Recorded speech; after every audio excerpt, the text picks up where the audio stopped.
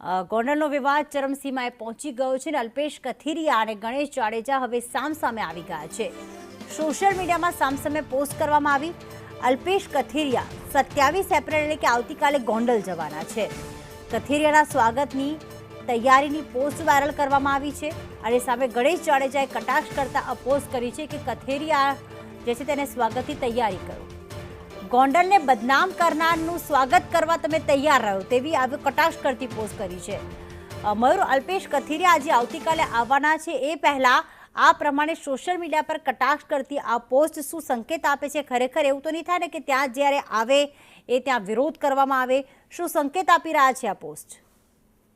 પ્રીતિ, વિધાનસભાની ચૂંટણીને હજુ 2 વર્ષની વાર છે, છતાં પણ ગોંડલ છે સમગ્ર સૌરાષ્ટ્રની અંદર હોટ કેક બેઠક બની ગઈ તેવું ત્યારે લાગી રહ્યું છે। સીધી ટક્કર ક્ષેત્રીય યુવા આગેવાન ગણેશ જાડેજા અને પાટીદાર આગેવાન કથિરિયાની સામે હોય તે પ્રકારનું વાતાવરણ અત્યારે ઉભું થયું છે।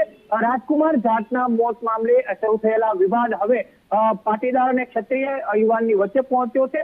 જે પ્રકારે પાટીદાર યુવાનોને આગેવાનોએ ગણેશ જાડેજાને લઈને સોશિયલ મીડિયા ઉપર ટિપ્પણી કરી હતી, ત્યારબાદ સુલતાનપુરની અંદર ગણેશ જાડેજાની સભા યોજાઈ હતી અને હવે એવું કહેવાય રહ્યું છે કે જે પ્રકારે ગોંડલની અંદર સામે બે આગેવાનો આવી રહ્યા છે, તો આવતીકાલે શું થશે તેને લઈને અસમંજસ છે। હાલ તો સોશિયલ મીડિયાની અંદર બંને તરફી યુવાનો છે, આગેવાનો છે એ સોશિયલ મીડિયામાં પોસ્ટો કરી રહ્યા છે, પરંતુ જોવાનું એ રહેશે કે અલ્પેશ કથિરિયા આવતીકાલે ગોંડલ આવે છે તો શું થાય છે।